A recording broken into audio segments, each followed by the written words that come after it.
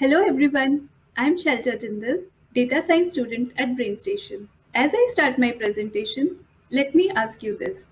Has anyone faced a situation when you applied to a job and never got initial call from recruiter?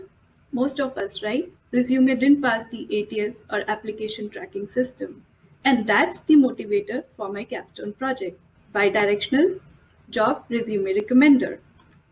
It enables the job seeker to identify top 10 matching jobs and vice versa for recruiters. Top 10 jobs are based on various text factors.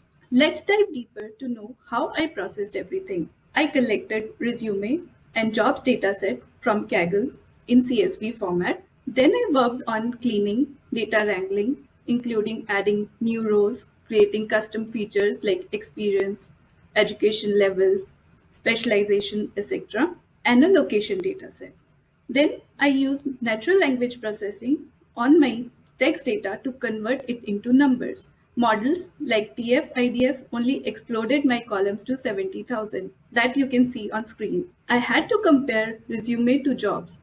So I used doc2vec that created a numeric representation of each document by providing n-dimensional vectors. I applied those vectors to cosine similarity. Now let's see how everything works. Here I have my Streamlit. I can see some resumes in drop-down list.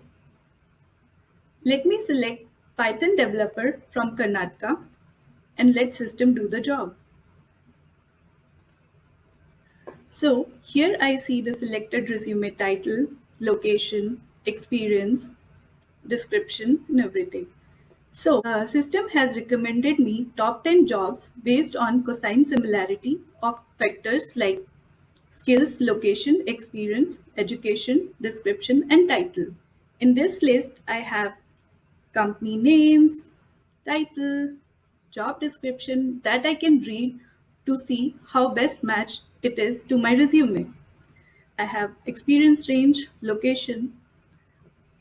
Similarity, I see all the same, but it's not.